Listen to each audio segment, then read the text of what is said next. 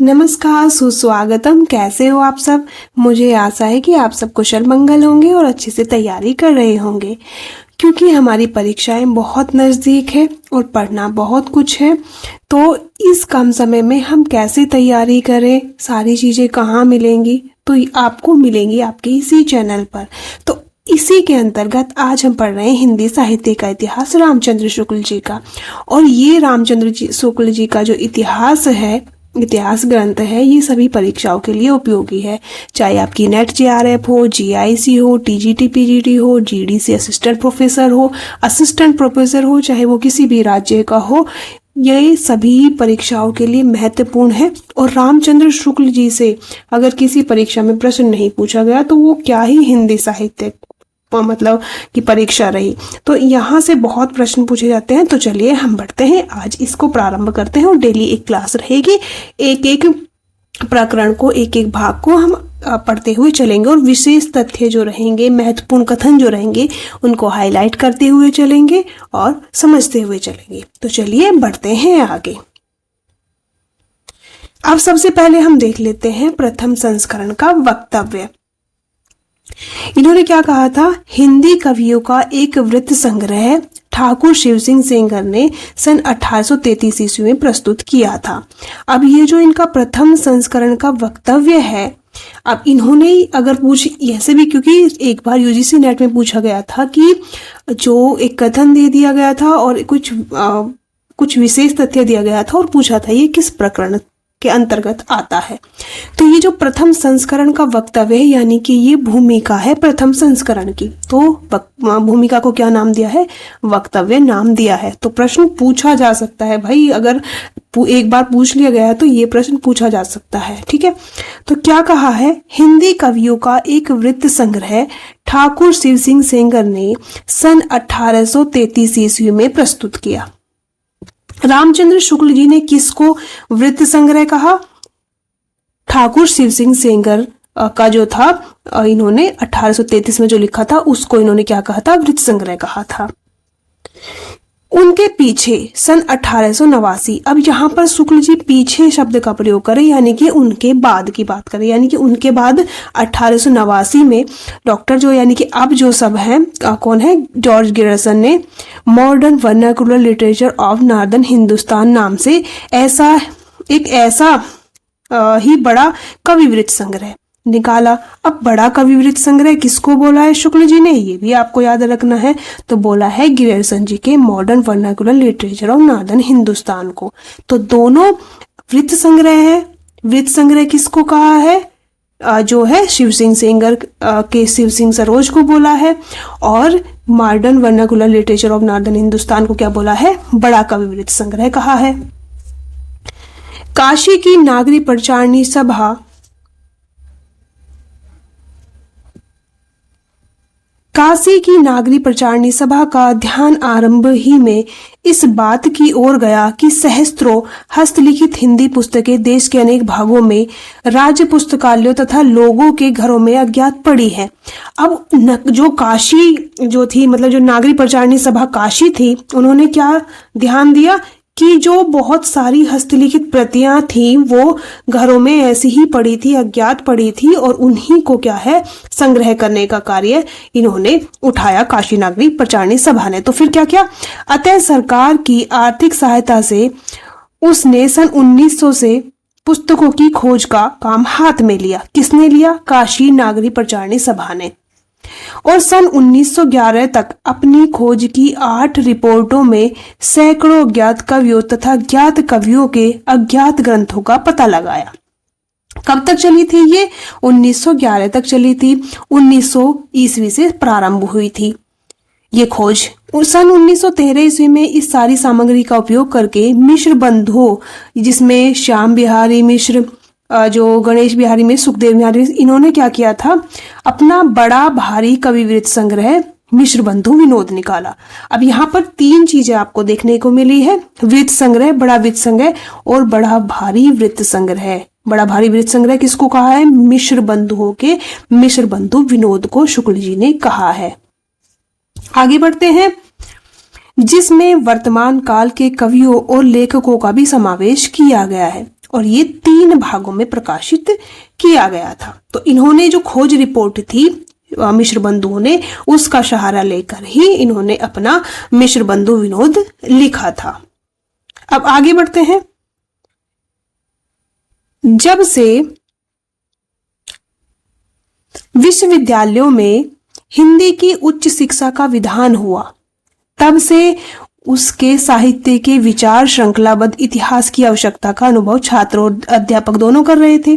अब ये जो इतिहास ग्रंथ है, या कह सकते हैं जब उच्च शिक्षा शुरू हो गई देश में, तो उसके लिए साहित्य के विचार के लिए क्या आवश्यक था, इस इतिहास ग्रंथ को या इस साहित्य को श्रृंखलाबद्ध करके इतिहास की आवश्यकता अध्यापकों के समक्ष भी प्रस्तुत हुई और छात्रों के समक्ष भी। शिक्षित जनता की जिन जिन प्रवृत्तियों के अनुसार हमारे साहित्य स्वरूप में जो जो परिवर्तन होते आए, जिन जिन प्रभावों की प्रेरणा से काव्य धारा की भिन्न भिन्न शाखाएं फूटती रही, उन सब के सम्यक निरूपण तथा उनकी दृष्टि से किए हुए सुसंगत काल विभाग के बिना साहित्य के इतिहास का सच्चा अध्ययन कठिन दिखाई पड़ता है। तो इन्होंने क्या है, काल विभाग को यहाँ पर महत्व दिया है। 700-800 वर्षों की संचित ग्रंथ सामग्री सामने लगी हुई थी, पर ऐसा निर्दिष्ट सारणियों की उद्भावना नहीं हुई थी जिसके अनुसार सुगमता से इस प्रभुत सामग्री का वर्णन होता। भिन्न भिन्न शाखाओं के हजारों कवियों की केवल कालक्रम से गुथी उपयुक्त वृत्तमालाएं साहित्य के इतिहास के अध्ययन में कहां तक सहायता पहुंच सकती थी। अब इन्होंने क्या कहा है, ये अगर देखा जाए तो प्रश्न अभी तक नहीं पूछा गया था। भिन्न भिन्न शाखाओं के हजारों कवियों की केवल कालक्रम से गुथी उपयुक्त वृत्तमालिकाएं साहित्य के इतिहास के अध्ययन में कहां तक सहायता पहुंचा सकती थी। सारे रचना काल को केवल आदि, मध्य, पूर्व, उत्तर इत्यादि खंडों में आंख मूंद कर बांट देना, यह भी न देखना। ये प्रश्न पूछा जाता है कि ये किसने कहा था कि सारे रचनाकाल को केवल आदि, मध्य और पूर्व, उत्तर इत्यादि खंडों में आंख मूंद कर बांट देना, यह भी न देखना कि किस खंड के भीतर क्या आता है क्या नहीं।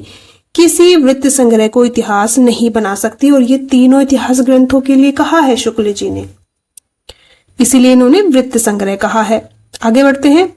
5 या 6 वर्ष हुए छात्रों के उपयोग के लिए मैंने कुछ संक्षिप्त नोट तैयार किए, जिसमें परिस्थिति के अनुसार शिक्षित जनसमूह की बदलती हुई प्रवृत्ति को लक्ष्य करके हिंदी साहित्य के इतिहास, काल विभाग और रचना की विभिन्न शाखाओं के निरूपण का एक कच्चा ढांचा मैंने खड़ा किया था। हिंदी शब्द सागर समाप्त हो जाने पर उसकी भूमिका के रूप में, अब यहाँ पर इन्होंने जो हिंदी साहित्य की भूमिका के रूप में इसको लिखा था वो उसी के बारे में बता रहे थे कि हिंदी शब्द सागर समाप्त हो जाने पर उसकी भूमिका के रूप में भाषा और साहित्य का विकास देना भी स्थिर किया गया। अतः एक नियत समय के भीतर ही यह इतिहास लिखकर पूरा करना पड़ा, क्योंकि मुझे ये इस समय के अंदर पूरा करना था। साहित्य का इतिहास लिखने के लिए जितनी सामग्री मैं उचित समझता था, उतनी तो उस अवधि के भीतर इकट्ठी न हो सकी। यानी कि अगर देखा जाए, शुक्ल जी बोल रहे हैं कि मुझे उतनी सामग्री अभी भी नहीं मिली है, तो जितना मैं समझता था वो इकट्ठी न हो सकी, पर जहां तक हो सका आवश्यक उपादान रखकर कार्य मैंने पूरा किया। यानी कि जितना हो सका मैंने कार्य पूरा करने की कोशिश की। यानी कि ये भी पूरी, अगर देखा जाए तो शुक्ल जी मानते हैं कि मैंने इसे पूर्ण रूप से, यानी कि इसको मतलब बहुत अच्छे से व्यवस्थित करके नहीं बना पाया, क्योंकि बहुत सारी सामग्रियां नहीं मुझे मिल पाई हैं जितनी मुझे आवश्यक थी। तो मैंने ऐसा ही कर दिया, यानी कि बहुत परफेक्टनेस की तरफ मैं नहीं चला। इस पुस्तक में जिस पद्धति का अनुसरण किया गया है उसका थोड़े में उल्लेख कर देना आवश्यक जान पड़ता है। अब यहाँ को आपको पता है कि इन्होंने विधेयवादी पद्धति का प्रयोग किया है। अभी बताते हैं कि मैंने क्या क्या इसमें किया है। पहले काल विभाग को लीजिए, तो मैंने क्या किया है, अपने इतिहास ग्रंथ के बारे में बताएंगे। अगर सबसे पहले देखा जाए तो मैंने काल विभाग को ले लीजिए, उसमें मैंने क्या किया है, जिस काल विभाग के भीतर किसी विशेष ढंग की रचनाओं की प्रचुरता दिखाई पड़ती है वह एक अलग काल माना गया है। यानी कि यहाँ पर देखा जाए तो यहाँ पर क्या है, किसी विशेष ढंग की रचनाओं की प्रचुरता दिखाई दी तो उसे अलग काल इन्होंने मान लिया, और उसका नामकरण उसी रचना के स्वरूप के अनुसार मैंने किया है। इसी प्रकार ये शुक्ल जी बोल रहे हैं अपने भूमिका में वक्तव्य के अंतर्गत। इसी प्रकार काल का एक निर्दिष्ट सामान्य लक्षण बनाया जा सकता है किसी एक ढंग की रचना की प्रचुरता से अभिप्राय यह है कि दूसरे ढंग की रचनाओं में से चाहे किसी ढंग की रचना को ले वह परिमाण में प्रथम के बराबर न होगी। अगर देखा जाए तो मतलब दूसरी रचनाएं हो सकती हैं कि उतनी ही हो, लेकिन उसके बराबर नहीं हो सकती, यानी कि उससे कम ही होंगी। यह नहीं कि और सब ढंग की रचनाएं मिलाकर भी उसके बराबर न होगी। यानी कि अगर देखा जाए तो यहाँ पे उदाहरण भी देंगे, तो मैं उदाहरण नहीं दूंगी, उदाहरण आपके सामने आगे ये दे ही रहे हैं शुक्ल जी। जैसे यदि किसी काल में 5 ढंग की रचनाएं हैं, 5 ढंग की रचनाएं हैं, जिसमें एक 10 है, एक 5 है, एक 6 है, एक 7 है, 2 है, यानी कि 5 ढंग की रचनाएं हैं। पहले में कितनी है? पहले प्रकार के ढंग में 10 है, दूसरे प्रकार में 6 है, तीसरे में 5 है, 6 है, 7 है, और पांचवें में 2 प्रकार की जो 2 रचनाएं मिली हैं पांचवें प्रकार में। तो इन्होंने बोला है कि ये तो रचनाएं आपको मिल जाएंगी, सबसे पहले में 10 रचनाएं हैं और अंत में 2 रचनाएं हैं, क्रम में मिलती हैं। तो जिस ढंग की रचनाएं 10 पुस्तकें हैं, जिस प्रकार की रचनाएं 10 मतलब एक प्रकार की, यानी कि कह सकते हैं जैसे अगर हम भक्ति काल को ही ले तो भक्ति काल की अगर देखा जाए तो 10 रचनाएं मिल गई, और उसी समय में रीति काल की 5 मिल गई, तो रीतिकाल नहीं माना जाएगा, और उसी में ही वीरता परक मिल गई, उसी में मतलब श्रृंगारी मिल गई। तो इस प्रकार से बोल रहे हैं शुक्ल जी कि जैसे मैंने एक समय में रचना एक प्रकार की 10 मिल गई, दूसरे प्रकार की 7 मिल गई, तीसरे प्रकार की 6 मिल गई, और उसके प्रकार की 2 मिल गई, और अगर देखा जाए तो इन सब का योग तो ज्यादा ही होगा, 10 से तो ज्यादा ही होगा ना। तो ये बोल रहे हैं कि आगे बोल रहे हैं, इसी में देख लेते हैं कि उसकी प्रचुरता कही जाएगी, यानी कि किसकी प्रचुरता कही जाएगी? इस 10 की, यानी कि जो मैंने भक्ति काल का उदाहरण दिया तो भक्ति काल की प्रचुरता कही जाएगी। यद्यपि शेष और ढंग की सब रचनाएं कुल मिलाकर 20 होती हैं, और इन सबको अगर जोड़े तो ये 20 होंगी। 10 से 20 तो ज्यादा ही है, लेकिन क्योंकि ये बहुमत से तो यही जीती है, तो इसलिए जो 10 है वो ही प्रकार की रचना होंगी। यह तो हुई पहली बात, यानी कि ये तो पहली बात मैंने बता दी कि मैंने काल विभाग को किस प्रकार से लिया है। पहला तो लिया है मैंने रचनाओं की प्रचुरता के माध्यम के आधार पर। तो ये पूछा जाता है प्रश्न, ये उदाहरण वाला तो नहीं पूछा जाता है, लेकिन ये प्रचुरता वाला पूछा जाता है। तो ये पहली बात हो गई यहाँ पर। अब दूसरी बात क्या है? दूसरी बात यह है कि ग्रंथों की प्रसिद्धि। दूसरी बात क्या है? ग्रंथों की प्रसिद्धि। पहली प्रचुरता, दूसरी ग्रंथों की प्रसिद्धि। ग्रंथों की प्रसिद्धि किसी काल के भीतर जिस एक ही ढंग की बहुत अधिक ग्रंथ प्रसिद्ध आते हैं, उस ढंग की रचना उस काल के लक्षण के अंतर्गत मानी जाएगी, चाहे और दूसरे ढंग की अप्रसिद्ध और साधारण कोटि की बहुत सी पुस्तकें भी इकट्ठी हो, मतलब पुस्तकें भी इधर उधर कोने में पड़ी मिल जाए। प्रसिद्धि भी किसी काल की लोक प्रवृत्ति की प्रतिनिधित्व करती है। सारांश यह है कि इन दोनों बातों की ओर ध्यान रखकर कालक्रम का यानी काल विभागों का मैंने नामकरण किया है। तो ये इन्होंने बता दिया नामकरण का आधार। एक तो है रचना की प्रचुरता, यानी कि सबसे ज्यादा जो रचना होगी, जिस प्रकार एक प्रकार की रचनाएं सबसे ज्यादा होंगी, तो वो हो गई रचना की प्रचुरता। दूसरा है ग्रंथों की प्रसिद्धि, यानी कि जो ग्रंथ उस समय में सबसे ज्यादा प्रसिद्ध होंगे जिस प्रकार का, तो उसके आधार पर मैंने नामकरण किया है। आगे बढ़ते हैं। आदिकाल का नाम मैंने वीरगाथा काल रखा है। आदिकाल का नाम शुक्ल जी ने क्या रखा है कि मैंने वीरगाथा काल नाम रखा है। इसीलिए अगर पूछा जाता है ना कि रामचंद्र शुक्ल जी ने आदिकाल को क्या नाम दिया, तो वीरगाथा काल नाम दिया है। उक्त काल के भीतर 2 प्रकार की रचनाएं मिलती हैं। 2 प्रकार की रचनाएं मिलती हैं। कौन सी? अपभ्रंश और देश भाषा। देश भाषा अर्थात बोलचाल की जो भाषा थी। अपभ्रंश की पुस्तक में कई तो जैन के धर्म तत्व निरूपण संबंधित है। अपभ्रंश के भीतर क्या मिलती है? ज्यादातर तो कुछ पुस्तकें तो क्या मिलती है? जैन धर्म तत्व निरूपण संबंधित मिलती हैं, जो साहित्य की कोटि में नहीं आती और जिनका उल्लेख केवल यह दिखाने के लिए किया गया है। ये शुक्ल जी बोल रहे हैं कि जो जैन साहित्य है वो जैन जो है धर्म तत्व निरूपण संबंधित रचनाएं हैं, और मैं उन्हें साहित्य की कोटि में नहीं रखता हूं। एक कथन महत्वपूर्ण है कि अपभ्रंश भाषा का व्यवहार कब से हो रहा था, और मैंने अगर यहाँ पर उन रचनाओं को दिखाया तो किस लिए दिखाया है कि मैं ये दिखाना चाह रहा था कि अपभ्रंश भाषा का व्यवहार कब से शुरू हो गया था। और वो क्या है? साहित्य कोटि में आने वाली रचनाओं में कुछ तो भिन्न भिन्न विषयों पर फुटकल दोहे हैं, और जो साहित्य कोटि में आती हैं तो उनमें क्या है, कुछ तो भिन्न भिन्न प्रकार के जो फुटकल दोहे, अलग अलग बिखरे हुए दोहे हैं, जिनके अनुसार उस काल का कोई विशेष प्रवृत्ति निर्धारित नहीं की जा सकती। उन छोटे छोटे दोहों से, पदों से कैसे मैं एक काल का निर्माण कर सकता हूँ या नाम निर्धारित कर सकता हूँ। साहित्य की पुस्तकें केवल 4 हैं। अब इन्होंने क्या बोला है वीर गाथा काल में कि 4 साहित्य की पुस्तकें केवल 4 ही प्राप्त होती है। कौन सी? विजयपाल रासो, हमीर रासो, कीर्तिलता, कीर्ति पताका। ये तो मिली है मुझे अपभ्रंश की। और दूसरी है देश भाषा काव्य की 8 पुस्तकें प्रसिद्ध हैं। कौन सी? खुमान रासो, बीसल देव रासो, पृथ्वीराज रासो, जयचंद्र प्रकाश, जयमयंक जस चंद्रिका, प्रमाल रासो। और प्रमाल रासो को आल्हा जो है आल्हाखंड वो मूल रूप है। खुसरो की पहेलियां, विद्यापति की पदावली, ये है देश भाषा की। तो मूल पुस्तकें 4 होगी, विजयपाल रासो, हमीर रासो, कीर्तिलता और कीर्ति पताका। और बाकी ये क्या है? देश भाषा काव्य की 8 पुस्तकें ये प्रसिद्ध हैं। अब इनमें से क्या है, देखो शुक्ल जी क्या बताएंगे। ये जो हो गई टोटल 12 हो गई। 12 पुस्तकों की दृष्टि से आदिकाल का लक्षण निरूपण और नामकरण हो सकता है। मैंने ये 12 पुस्तकें ली हैं, शुक्ल जी कह रहे हैं, और इनके आधार पर आदिकाल का लक्षण निरूपण और नामकरण हो सकता है। इसी के आधार पर हम नाम रख सकते हैं। इनमें से अंतिम 2 तथा बीसल देव रासो को छोड़कर, अब अंतिम 2 कौन सी? विद्यापति की पदावली और खुसरो की पहेलियां, इन 2 को छोड़कर और बीसल देव रासो को छोड़कर, और कौन सी? बीसल देव रासो को छोड़कर, इन दोनों को तो छोड़ दो और क्या करो, सब ग्रंथ क्या है? वीरगाथात्मक रचनाएं हैं। ये 3 जो रचनाएं हैं ये तो वीरगाथात्मक नहीं है और बाकी सभी वीरगाथात्मक रचनाएं हैं। अतः आदिकाल का नाम वीरगाथा काल ही रखा जा सकता है।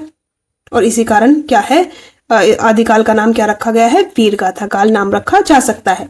जिस सामाजिक या राजनीतिक परिस्थिति की प्रेरणा से वीर गाथाओं की प्रवृत्ति रही है उसका सम्यक निरूपण पुस्तक में कर दिया गया है। मिश्र बंधुओं ने आदिकाल के भीतर इतनी पुस्तकों की वो नामावली दी है। इन्होंने नामावली बोली है कि क्या क्या दिए हैं आदिकाल के अंतर्गत, और किसके अनुसार? मिश्र बंधुओं के अनुसार। भगवद गीता, वृद्ध नवकार, व्रतमान, सामंतसार, पतंजलि, अनन्य योग, जम्बू स्वामी रास, रेवंत गिरी रास, नेमीनाथ चौपई, वस माला या उपदेश माला, ये जो है इतनी पुस्तकें दी है मिश्र बंधुओं ने। नामावली मात्र इन्होंने कहा है। इनमें से एक तो पीछे की रचना है, यानी कि उसके बाद की रचना है, जैसे कि उसकी इस भाषा से स्पष्ट है। ये एक तो बाद की रचना है। कौन सी है? ते ही दिन कथा कीन मन लाई, हरि के नाम गीत चित आई, सुमिरे गुरु गोविंद के पाऊं, अगम अपार है जाकर नाऊ। तो ये बाद की रचना इन्होंने बताई है। आगे बढ़ते हैं। ये कुछ ज्यादा विशेष नहीं है लेकिन फिर भी पढ़ते हुए चलते हैं। जो वीर रस की पुरानी परिपाटी के अनुसार कहीं वर्णन के द्वित्व देखकर ही प्राकृत भाषा और कहीं चौपाई देखकर ही अवधि या बैसवाड़ी समझते हैं, जो भाव को थॉट और विचार को फीलिंग कहते हैं, वे यदि उद्यत पद को संवत 1000 क्या संवत 500 के भी बताएं तो क्या कोई आश्चर्य की बात नहीं है। पुस्तक की संवत सूचक पंक्ति का यह गड़बड़ पाठ ही सावधान करने के लिए काफी है कि सहस्त्र सो संपूर्ण जाना। अब रही शेष 9 पुस्तकें, जिसमें से नंबर 2, नंबर 7, नंबर 9 और 10 जैन धर्म के तत्व निरूपण पर है। तो ये तो बोल रहे हैं कि तो साहित्य है ही नहीं और साहित्यिक कोटि में ये नहीं आती है। छठी जो पुस्तक है वो योग की पुस्तक है। तीसरी और चौथी केवल नोट्स मात्र हैं, विषयों का कुछ भी विवरण नहीं है। इस प्रकार केवल 2 साहित्यिक पुस्तकें बची हैं जो वर्णनात्मक है। एक में नंद के ज्योतिनार का वर्णन है, दूसरे में गुजरात के रेवत पर्वत का। अतः इन पुस्तकों की नामावली में से मेरे निश्चय में किसी प्रकार का अंतर नहीं पड़ सकता। यदि ये भिन्न प्रकार की 9 पुस्तकें साहित्य की भी होती तो मेरे तो भी मेरे नामकरण में कोई बाधा नहीं डाल सकती थी। अगर ये मान लो साहित्यिक पुस्तकें भी होती हैं सारी, तो ये भी मेरे नामकरण में बाधा नहीं डाल सकती। शुक्ल जी क्या करते हैं, एक एक तथ्य को विश्लेषित करते हुए चलते हैं। ऐसा ही नहीं कि मैंने नाम दे दिया, उससे पूर्ववर्ती जितने इतिहासकार हैं उनके अनुसार चीजें व्यवस्थित मतलब दिखाते हुए चलते हैं कि उन्होंने ऐसा माना और मैं ऐसा मान रहा हूं, तो मैं ऐसा मान रहा हूं क्यों मान रहा हूं, और उन्होंने ऐसा माना गलत माना क्यों माना। तो ये स्पष्ट करते हुए शुक्ल जी चलते हैं। क्योंकि मैंने 9 पुस्तकें वीरगाथात्मक पुस्तकों का उल्लेख किया है। एक ही काल और एक ही कोटि की रचना के भीतर जहां भिन्न भिन्न प्रकार की परंपराएं चली हुई पाई गई है, वहां अलग अलग शाखाएं करके सामग्री का विभाग भी मैंने किया है। जैसे भक्ति काल के भीतर पहले 2 काव्य धाराएं जिसमें निर्गुण और सगुण काव्य धाराएं निर्दिष्ट की गई हैं। प्रत्येक धारा को दो शाखाएं बांटी गई हैं, स्पष्ट रूप से लक्षित हुए हैं, जिसमें निर्गुण धारा और ज्ञानाश्रय, निर्गुण धारा में क्या है, ज्ञानाश्रय और प्रेम मार्गी शाखा, तथा सगुण धारा की राम भक्ति और कृष्ण भक्ति शाखा। तो मैंने क्या किया है, उनके भी काल के भीतर भी उनके सब पार्ट्स करते हैं, और यानी कि उसके भीतर भी मैंने 2 शाखाएं कर दी हैं। इन धाराओं शाखाओं की प्रतिष्ठा यूं ही मनमाने ढंग पर नहीं की गई है। उनकी एक दूसरे से अलग करने वाली विशेषताएं अच्छी तरह दिखाई भी गई हैं और देखते ही ध्यान में आ भी जाएंगी। शुक्ल जी सारी बात बताते हुए चल रहे हैं। अभी हम भक्तिकाल तक पहुंच गए। अब रीतिकाल के बारे में बता रहे हैं कि रीतिकाल के भीतर रीतिबद्ध रचना की जो परंपरा चली है, उसका उपभाग करने के कोई संगत आधार मुझे नहीं मिला। कि जो रीतिकाल के भीतर रीतिबद्ध रचना की जो परंपरा चली है, उसका उपभाग करने का मुझे कोई आधार नहीं मिला। रचना के स्वरूप आदि में कोई स्पष्ट भेद निरूपित किए बिना विभाग कैसे किया जा सकता है। किसी काल विस्तार को लेकर यूं ही पूर्व उत्तर नाम देकर 2 हिस्से कर डालना ऐतिहासिक विभाग नहीं कहला सकता। जब तक पूर्व और उत्तर के अलग अलग लक्षण न बताए जाएंगे, तब तक इस प्रकार के विभाग का कोई अर्थ नहीं ठहरता। इस प्रकार थोड़े थोड़े अंतर पर होने वाले कुछ प्रसिद्ध कवियों के नाम पर अनेक काल बांध चलने के पहले यह दिखाना आवश्यक है कि प्रत्येक काल प्रवर्तक कवि का यह प्रभाव उसके काल में होने वाले सब कवियों में सामान्य रूप से पाया जाता है। विभाग का कोई पुष्ट आधार होना चाहिए। रीतिबद्ध ग्रंथों की बहुत छानबीन और सूक्ष्म पर्यालोचन करने पर आगे चलकर शायद विभाग का कोई आधार मिल जाए, पर अभी तक मुझे नहीं मिला है। अगर ये वह बोल रहे हैं कि अगर इसका उपभाग करना चाहे तो वो उपभाग मुझे तो कहीं देखने को नहीं मिला है, हो सकता है भविष्य में देखने को मिल जाए। और बहुत सरल कथन है, तो यहाँ पर बहुत ज्यादा स्पष्टीकरण की आवश्यकता नहीं है, और कथन भी बहुत ज्यादा यहाँ से नहीं पूछे जाते हैं। रीतिकाल के संबंध में 2 बातें और कहनी है। क्या कहनी है रीतिकाल के संबंध में और 2 बातें? इस काल के कवियों के परिचयात्मक वृत्तों की छानबीन में मैं अधिक नहीं प्रवृत्त हुआ हूँ, क्योंकि मेरा उद्देश्य अपने साहित्य के इतिहास का एक पक्का और व्यवस्थित ढांचा खड़ा करना था, न कि कवि कीर्तन करना।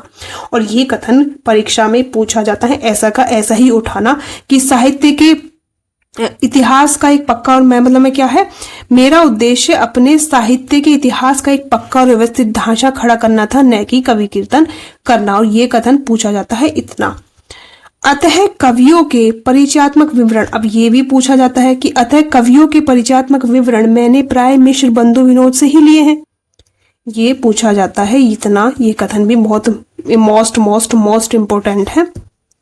कहीं कुछ कवियों के विवरण में परिवर्तन और परिष्कार भी किया है, जैसे ठाकुर दीनदयाल गिरी, राम सहाय, रसिक गोविंद के विवरणों में यदि कुछ कवियों के नाम छूट गए या किसी कवि की किसी मिली हुई पुस्तक का उल्लेख नहीं हुआ, तो इससे मेरी कोई बड़ी उद्देश्य हानि नहीं हुई। कि गलती से छूट गया या पुस्तक का उल्लेख नहीं हो, तो फिर भी मेरा कोई हानि नहीं हुई इसमें। मैंने जो आधार लिया है वो सही से लिया है रीतिकाल में। इस काल के भीतर मैंने जितने कवि लिए हैं, जितने ग्रंथों के नाम दिए हैं, उतने ही जरूरत से ज्यादा मालूम हो रहे हैं। जितने मैंने दिए ना, वो भी मुझे लग रहा है कि ज्यादा ही है, वो और ज्यादा मुझे कभी लेने की आवश्यकता नहीं जान पड़ी। तो ये वाले कथन यहाँ पर महत्वपूर्ण है। रीतिकाल या किसी काल के कवियों की साहित्यिक विशेषताओं के संबंध में मैंने जो संक्षिप्त विचार प्रकट किए हैं, वे दिग्दर्शन मात्र के लिए हैं। ये कथन भी पूछा जा सकता है, पूछा नहीं गया, पूछा जा सकता है कि रीतिकाल या किसी काल के कवियों का साहित्यिक विशेषताओं के संबंध में मैंने जो संक्षिप्त विचार किए हैं वे दिग्दर्शन मात्र के लिए हैं। इतिहास की पुस्तक में किसी कवि की, अब ये कथन मोस्ट इंपोर्टेंट है कि इतिहास की पुस्तक में किसी कवि की पूरी या अधूरी आलोचना भी नहीं आ सकती। किसी कवि की आलोचना लिखनी, अब यहाँ पर यहाँ तक ये मोस्ट इंपोर्टेंट है इतिहास की पुस्तक के लिए, किसी कवि की आलोचना लिखनी होगी तो स्वतंत्र प्रबंध या पुस्तक के रूप में मैं लिखूंगा। बहुत प्रसिद्ध कवियों के संबंध में ही थोड़ा विस्तार से लिखना मुझे पड़ा है यहाँ पर वहां भी विशेष प्रवृत्ति का ही निर्धारण किया गया है। यह आवश्यक है कि उसमें कुछ प्रवृत्तियां को मैंने रसोपयोगी और कुछ को बाधक कहा है। अब ये आधुनिक काल के बारे में बता रहे हैं कि आधुनिक काल का मैंने कैसे काल विभाग किया है। आधुनिक, अब ये यहाँ पर आधुनिक काल में गद्य का आविर्भाव सबसे ये मोस्ट इंपोर्टेंट है। आधुनिक काल में गद्य का आविर्भाव सबसे प्रधान साहित्यिक घटना है। अभी आप यहाँ देख रहे हैं, अभी आप सिर्फ वक्तव्य यानी कि रामचंद्र शुक्ल जी का सिर्फ भूमिका ही देख रहे हैं हिंदी साहित्य के इतिहास की। अभी तो हम मेन पार्ट पे आए ही नहीं, वहां से भी कितने प्रश्न देखने को मिलते हैं। इसलिए उसके प्रसार का वर्णन विशेष विस्तार के साथ करना पड़ा है। मेरा विचार इस थोड़े से काल के बीच हमारे साहित्य के भीतर जितनी अनेक रूपता का विकास हुआ है उनको आरंभ तक लाकर उसमें आगे की प्रवृत्तियों का सामान्य और संक्षिप्त उल्लेख करके ही छोड़ने देने का था, क्योंकि वर्तमान लेखकों और कवियों के संबंध में, अब यहाँ पर देखो ये वाला भी मोस्ट इंपोर्टेंट है कि मैं क्या है कि वर्तमान, यहाँ से इंपोर्टेंट कहाँ से, यहाँ से वर्तमान लेखकों और कवियों के संबंध में कुछ लिखना अपने सिर एक बला मोल लेना ही समझ पड़ता है। ये भी पूछने योग्य है। पर जी न माना, शुक्ल जी कह रहे कि मैं जो वर्तमान जो अपने साथ के जो कवि हैं उनके संबंध में कुछ लिखना तो बला मोल लेना है, और पर मेरा जी नहीं माना। मैंने क्या किया, वर्तमान सहयोगियों तथा उनकी अमूल्य कृतियों का उल्लेख भी थोड़े बहुत विवेचन के साथ डरते डरते मैंने कर दिया है। वर्तमान काल के अनेक प्रतिभा संपन्न और प्रभावशाली लेखकों और कवियों के नाम जल्दी में या भूल से छूट गए होंगे। यानी कि हो सकता है कि भाई मैंने नाम तो लिखे हैं ज्यादातर लोगों के, कुछ लोगों के डरते डरते, लेकिन हो सकता है कि बहुत प्रतिभा संपन्न और प्रभावशाली लेखकों के नाम मुझसे जल्दी में या भूल से छूट गए होंगे। इसके लिए उनसे तथा उनसे भी अधिक उनकी कृतियों से विशेष रूप से परिचित महानुभावों से क्षमा की प्रार्थना मैं करता हूँ। जैसे पहले कहा जा चुका है, यह पुस्तक जल्दी में तैयार करनी पड़ी है। शुक्ल जी बोले मैंने ये पुस्तक बहुत जल्दी में तैयार की है। इससे इसका रूप जो मैं रखना चाहता था वह भी इसे पूरा नहीं प्राप्त हो सका। यानी कि जो रूप मैं देना चाहता था वो भी पूरा रूप मैं नहीं दे पाया। अब सोचिए, शुक्ल जी ने जो चाहा था वो नहीं हुआ, तब इतना सुंदर हुआ। अगर जो शुक्ल जी चाह रहे थे जो इस पुस्तक को, इतिहास ग्रंथ को थी तो ये भूमिका ही रामचंद्र शुक्ल जी ने जो शब्द सागर की, हिंदी शब्द सागर की भूमिका लिखी थी, तो भूमिका को इतना विस्तार हो गया कि इन्होंने हिंदी साहित्य का इतिहास बन गया। अब इस हिंदी साहित्य को, इतिहास को भी वो क्या रूप देना चाहते थे जो नहीं हुआ, और जो हो गया जो उनके अनुसार नहीं हुआ। यानी कि वो सोचते कि वो मतलब इसमें कमी रह गई है। जब ये इतना सुंदर है, इतना महत्वपूर्ण है कि आज तक भी कोई मतलब इतिहास ग्रंथ में रामचंद्र शुक्ल जी का तोड़ नहीं पा पाया। ऐसा नहीं कि छोटे छोटे चीजें बदलती रहती, लेकिन इन्होंने जो जिस कवि को जहां ठहरा दिया, जिस रचनाकार को जहां बैठा दिया, वो अभी तक वहीं उसी ताक पर बैठा हुआ है। तो शुक्ल जी अगर जो चाह रहे थे वो हो जाता तो कितना शानदार होता। तो ये सोचने वाली बात है। कवियों और लेखकों के नामोल्लेख के संबंध में एक बात का निवेदन और है। इस पुस्तक का उद्देश्य संग्रह नहीं था। इससे आधुनिक काल के अंतर्गत सामान्य लक्षणों और प्रवृत्तियों के वर्णन की ओर ही अधिक ध्यान दिया गया है। अगले संस्करण में इस काल का प्रसार कुछ और अधिक हो सकता है। किसका? वर्तमान काल का या आधुनिक काल का। कहने की, अब आगे शुक्ल जी कह रहे हैं, कहने की आवश्यकता नहीं कि हिंदी साहित्य का यह इतिहास हिंदी शब्द सागर की भूमिका के रूप में हिंदी साहित्य का विकास तीनों सारी जो बातें हैं ना, कि ये पूछा जाता है कि हिंदी शब्द सागर की भूमिका के रूप में ये छपा था, और इन्होंने क्या नाम दिया था, हिंदी साहित्य का विकास नाम से 1929 के जनवरी महीने में निकल चुका था। अब ये कब निकला था, हिंदी शब्द सागर की भूमिका के रूप में हिंदी साहित्य का विकास नाम से 1929 और जनवरी में निकल चुका था। इस अलग पुस्तकाकार संस्करण में बहुत सी बातें बढ़ाई गई हैं।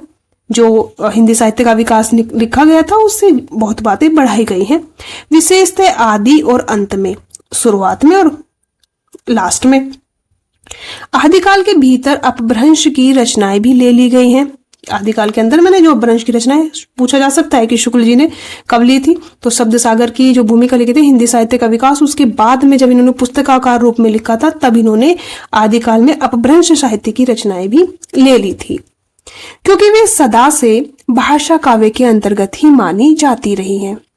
कवि परंपरा के बीच प्रचलित जनश्रुति कई ऐसे भाषा काव्यों के नाम गिनाती चली आई है जो अपभ्रंश में है, जैसे कुमारपाल चरित और शारंगधर कृत हमीर रासो। हमीर रासो का पता नहीं है, पर प्राकृत पिंगल सूत्र उलटते पलटते मुझे हमीर के युद्धों के वर्णन वाले कुछ बहुत ही ओजस्वी पद छंदों के उदाहरणों में मिले। मुझे पूर्ण निश्चय हो गया कि ये पद शारंगधर के प्रसिद्ध हमीर रासों के ही हैं। आगे बता रहे हैं शुक्ल जी, आधुनिक काल के अंत में मैंने क्या जोड़ा है, आधुनिक काल के अंत में वर्तमान काल की कुछ विशेष प्रवृत्तियों के वर्णन को थोड़े और पल्लवित इसलिए करना पड़ा जिससे उन प्रवृत्तियों के मूल का ठीक ठीक पता केवल हिंदी पढ़ने वालों को भी हो जाए और वे धोखे में न रहकर स्वतंत्र विचार में समर्थ हो। मिश्र बंधुओं के प्रखंड कविवृत्त संग्रह मिश्र बंधु विनोद का उल्लेख हो चुका है। रीति काल के कवियों का परिचय लिखने में, तो मैंने क्या किया है, उल्लेख हो चुका है जो मैंने परिचय लिखने में किया था। अब ये बता रहे और किन किन पुस्तकों को मैंने आधार में लिया है, वो यहाँ पर बताने वाले हैं शुक्ल जी। मैंने प्राय उक्त ग्रंथों से ही विवरण लिए हैं, अतः आधुनिक शिष्टता के अनुसार उसके उत्साही और परिश्रमी संकलनकर्ताओं को धन्यवाद देना मैं बहुत जरूरी समझता हूँ। हिंदी पुस्तकों की खोज की रिपोर्ट भी मुझे समय समय पर विशेषतः संदेह के स्थल आने पर उलटनी पड़ी है। कौन कौन सी, अब यहाँ पर पहले चलो देख लेते हैं, फिर बाद में हाईलाइट कर लेंगे। राय साहब, बाबू श्याम सुंदर दास, बीए की हिंदी कविता रत्नमाला, श्रीयुत पंडित रामेश्वर त्रिपाठी की कविता कौमुदी, श्री वियोगी हरि जी की ब्रज माधुरी सार से भी बहुत कुछ सामग्री मिली है। अतः उक्त तीनों महानुभावों के प्रति मैं अपनी कृतज्ञता प्रकट करता हूँ। किस किस का नाम लिया है, बोल रहे हैं कि मिश्र बंधु विनोद का, जो मिश्र बंधु को उसका तो नाम मैंने पहले ही ले दिया है। उसके बाद क्यों है, हिंदी पुस्तकों की खोज की रिपोर्ट जो थी मुझे समय समय पर पलटनी पड़ी है, यानी कि इसका भी मैंने मतलब सहारा लिया है, आधार ग्रंथ के रूप में लिया है। राय बाबू जो श्याम सुंदर दास की कौन सी थी, हिंदी कविता रत्नमाला, इसको मैंने लिया है। राम नरेश त्रिपाठी की कविता कौमुदी को लिया है। वियोगी हरि की ब्रज माधुरी सार को भी मैंने लिया है। उक्त तीनों महानुभावों के प्रति मैं अपनी कृतज्ञता प्रकट करता हूँ। आधुनिक काल के प्रारंभिक प्रकरण लिखते समय जिस कठिनाई का सामना करना पड़ा उसमें मेरे बड़े पुराने मित्र पंडित केदारनाथ पाठक ही काम आए। आधुनिक काल में कौन काम आए, केदारनाथ पाठक जी काम आए। पर ने आज तक मैंने उन्हें किसी बात के लिए धन्यवाद दिया, मैं अब देने की हिम्मत कर सकता हूं। धन्यवाद को वे आजकल क्या बोलते हैं, आजकल की एक बदमाशी समझते हैं। अब इनके क्या थे, मित्र केदारनाथ पाठक, और उन्होंने बहुत सहयोग किया था आधुनिक काल के प्रारंभ प्रकरण को लिखते समय, और ये उनको आज तक भी धन्यवाद नहीं दे पाए, यानी कि जिस समय ये भूमिका लिख रहे हैं शुक्ल जी। और क्या बोल रहे हैं कि जो इनके मित्र थे केदारनाथ पाठक, और मित्रता में देखो धन्यवाद जैसी और सॉरी जैसी कुछ चीजें नहीं होती, ऐसा बोलते हैं, लेकिन फिर भी धन्यवाद और सॉरी दोनों बोलने पड़ते हैं। तो शुक्ल जी कह रहे हैं कि जो मेरे मित्र है केदारनाथ पाठक, वो बोलते हैं कि जो धन्यवाद को वे आजकल क्या समझते हैं, बदमाशी समझते हैं। इस कार्य में मुझसे जो भूले हुई हैं, शुक्ल जी कह रहे हैं कि इस कार्य में मुझसे जो भूले हुए हैं, उनके सुधार की जो त्रुटियां रह गई है, उनकी पूर्ति की जो अपराध बन पड़े, उनकी क्षमा की पूरी आशा करके ही मैं अपने श्रम से कुछ संतोष लाभ कर सकता हूँ। और शुक्ल जी ने ये 1986 में जो ये लिखा है, और इसकी भूमिका वक्तव्य के नाम से लिखी है काशी में। तो ये तो हो गया वक्तव्य रामचंद्र शुक्ल जी का हिंदी साहित्य के इतिहास से। अब ये जो संवर्धित और जो प्रवर्धित संस्करण था उसके बारे में जब इन्होंने संशोधन किया था, उसके बाद भी एक जो है भूमिका या कह सकते हैं वक्तव्य जैसा दिया था कि मैंने क्या क्या परिवर्तन किए, क्या कुछ विशेष किया, उसी के बारे में। कई संस्करणों के उपरांत इस पुस्तक के परिमार्जन का पहला अवसर मिला। ऐसे ही मतलब अगर देखा जाए तो हिंदी साहित्य के इतिहास के कई संस्करण ऐसे ही निकल गए थे। तो शुक्ल जी कह रहे थे कई संस्करणों के उपरांत इस पुस्तक के परिमार्जन का पहला अवसर मिला। इसमें कुछ आवश्यक संशोधन के अतिरिक्त बहुत सी बातें बढ़ानी पड़ी हैं। मैंने संशोधन किया है, लेकिन उसके साथ संशोधन के साथ साथ बहुत सी बातें मैंने बढ़ाई भी हैं। आदिकाल के भीतर वज्रयानी सिद्धों नाथपंथी योगियों की परंपरा का कुछ विस्तार के साथ वर्णन यह दिखाने के लिए करना पड़ा कि कबीर द्वारा प्रवर्तित निर्गुण सम्मत संत मत के प्रचार के लिए किस प्रकार उन्होंने पहले से रास्ता तैयार कर दिया था। दूसरा उद्देश्य यह स्पष्ट करने का भी था कि सिद्धों और योगियों की रचनाएं साहित्यिक कोटि में नहीं आती और योग धारा काव्य का साहित्य की कोई धारा नहीं मानी जा सकती। तो इन्होंने क्या बोला है कि जो सिद्धों और योगियों की रचनाएं जो है साहित्यिक कोटि में नहीं आती हैं। यहाँ पर सिद्धों और योगियों की रचनाओं के बारे में भी बोल दिया है। भक्तिकाल के अंतर्गत स्वामी रामानंद नामदेव पर विशेष रूप से विचार किया गया है नए संस्करण में, क्योंकि उनके संबंध में अनेक प्रकार की बातें प्रचलित हैं। रीतिकाल में क्या है? रीतिकाल के सामान्य परिचय में हिंदी के अलंकार ग्रंथों की परंपरा के उद्गम और विकास को कुछ अधिक विस्तार के साथ दिखाया गया है। घनानंद आदि कुछ मुख्य कवियों को आलोचनात्मक परिचय भी विशेष रूप से देखने को मिलेगा इस नए संस्करण में। आधुनिक काल के भीतर खड़ी बोली के गद्य का इतिहास, इधर जो कुछ सामग्री मिली है उसकी दृष्टि से एक नए रूप में सामने लाया गया है। हिंदी के मार्ग में जो जो विलक्षण बाधाएं पड़ी हैं उसका भी सविस्तार उल्लेख है। पिछले संस्करण में वर्तमान अर्थात आजकल चलते हुए साहित्य की मुख्य प्रवृत्ति का संकेत मात्र करके छोड़ दिया गया था, और इस संस्करण में समसामयिक साहित्य का अब तक का आलोचनात्मक विवरण दे दिया गया है, जिससे आज तक के साहित्य की गतिविधियों का पूरा परिचय प्राप्त होगा। आशा है कि संशोधित और परिवर्धित रूप में यह इतिहास विशेष रूप से सिद्ध होगा। रामचंद्र शुक्ल ने अक्षय तृतीया के दिन संवत 1997 में ये क्या है इसका फिर से प्रकाशन हुआ था संशोधन करके, और क्या क्या संशोधन किया इसमें दे दिया है, और यहाँ से ज्यादा कथन प्रश्न नहीं पूछा गया है। अब एक और देख लेते हैं इसी क्लास के अंतर्गत क्या हम काल विभाग, और यहाँ पर अगर देखा जाए तो मैं हाईलाइट कर लिया और मैं आगे हाईलाइट करके ही रखूंगी और जो विशेष तथ्य हैं उनको बताते हुए चलूंगी। तो काल विभाग में क्या क्या है, इन्होंने सबसे पहले तो ये कथन ही सबसे महत्वपूर्ण है कि जबकि प्रत्येक देश का साहित्य वहां की जनता की चित्तवृत्तियों का संचित प्रतिबिंब होता है, तब यह निश्चित है कि जनता की चित्तवृत्तियों की परिवर्तन के साथ साथ साहित्य के स्वरूप में भी परिवर्तन होता चला जाता है। आदि से अंत तक इन्हीं चित्तवृत्तियों की परंपराओं को परखते हुए साहित्य परंपरा के साथ उनका सामंजस्य दिखाना ही साहित्य का इतिहास कहलाता है। और यहाँ से लेकर यहाँ तक मोस्ट इंपोर्टेंट है, इसमें से 2-3 कथन पूछ ले जाते हैं काट काट के, कभी कभी यहाँ से जबकि प्रत्येक देश का साहित्य यहाँ से लेकर पूछ लिया जाता है, और कभी कभी यहाँ से कि जनता की चित्तवृत्ति बहुत कुछ राजनीतिक, सामाजिक, सांप्रदायिक और धार्मिक परिस्थिति के अनुसार होती है। शुक्ल जी के अनुसार जनता की चित्तवृत्तियां किस किस के अंतर्गत होती है? राजनीतिक, सामाजिक, सांप्रदायिक और धार्मिक। और एक बार राजनीतिक पूछ लिया गया था जो यूजीसी नेट के अंतर्गत पूछा गया था। अतः कारण स्वरूप इन परिस्थितियों का किंचित दिग्दर्शन भी साथ आवश्यक होता है। इस दृष्टि से हिंदी साहित्य का विवेचन करने में यह बात ध्यान में रखनी होगी कि किसी विशेष समय के लोगों में रुचि विशेष का संचार और पोषण किधर से और किस प्रकार हुआ। उपयुक्त व्यवस्था के अनुसार हिंदी साहित्य के 900 वर्षों के इतिहास को 4 कालों में विभक्त कर सकते हैं।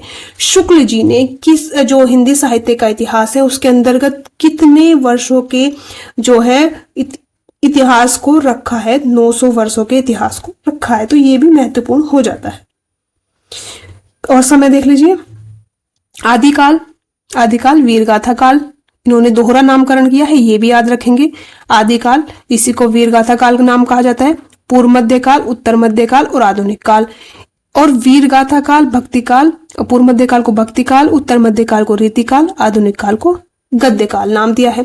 समय भी महत्वपूर्ण है। वीरगाथा काल 1050 से विक्रमी संवत है 1375, भक्ति काल 1375 से 1700 विक्रमी संवत, रीतिकाल 1700 से 1900 विक्रमी संवत, गद्य काल 1900 से 1984 ईस्वी तक। और इन्होंने सिर्फ इतना ही काल विभाग नहीं किया है, इन्होंने आधुनिक काल के अंतर्गत भी किया है, भक्ति काल के अंतर्गत भी किया है, उपविभाग वीरगाथा के अंतर्गत भी, मतलब छोटे छोटे उपविभाग इन्होंने किए हैं। अब देखते हैं आगे। यद्यपि इन कालों की रचनाओं की विशेष प्रवृत्ति के अनुसार ही इनका नामकरण किया गया है, पर यह न समझना चाहिए कि विशेष काल में और प्रकार की रचनाएं होती ही नहीं होंगी। ये भी पूछ लिया जाता है कथन। जैसे भक्ति काल या रीति काल को ले तो उसमें वीर रस के अनेक काव्य मिलेंगे, जिसमें वीर राजाओं की प्रशंसा उसी ढंग में होगी जिस ढंग में वीर गाथा में हुआ करती थी। अतः प्रत्येक काल का वर्णन इस प्रणाली पर किया जाएगा कि पहले तो उक्त काल की विशेष प्रवृत्ति सूचक उन रचनाओं का वर्णन होगा और उस काल के लक्षण के अंतर्गत होंगी। पीछे संक्षेप में उसके अतिरिक्त और प्रकार की जो रचनाएं हैं उन पर ध्यान देने योग्य रचनाओं का उल्लेख यहाँ पर किया जाएगा, और ये शुक्ल जी ने यहाँ पर काल विभाग में किया है। तो आज के लिए इतना ही। कैसा लगा ये क्लास आप जरूर बताइएगा, और क्लास अगर खत्म हो जाती है तो इसका मतलब ये नहीं है कि आप पढ़ना भी छोड़ दें। तो क्लास खत्म हुई है, आपकी पढ़ाई नहीं, और पढ़ाई करते रहिए, बिल्कुल मतलब लगे रहिए, और कल क्लास के लिए तैयार रहिएगा जिसमें हम देखेंगे कल आदिकाल का प्रकरण 1, और इसमें सामान्य परिचय सबसे पहले हम देखेंगे। ठीक है, तो आज के लिए इतना ही। कल फिर मिलते हैं, तब तक के लिए धन्यवाद। और बाकी क्लास भी आप देखते रहिए, जो हम हिंदी साहित्य का इतिहास पढ़ा रहे हैं, जो यूजीसी नेट के पाठ्यक्रम में यूनिट 2 होती है, और बाकी जो जीआईसी, टीजीटी, पीजीटी, जीडीसी और आपके DSSS, LT ग्रेड जिस भी परीक्षा में हिंदी साहित्य पूछा जाता है उनके लिए मोस्ट इम्पोर्टेंट क्लास जो हमारी रहती है हिंदी साहित्य के इतिहास की, वो भी आप देखते रहिए। उसमें महत्वपूर्ण फैक्ट कराए जाते हैं और टू द पॉइंट कराए जाते हैं, बिना इधर उधर की बात किए, और समझाते हुए हम पढ़ाते हैं, तो उन क्लास को भी देख लीजिएगा। चलिए कल फिर मिलते हैं, तब तक के लिए धन्यवाद।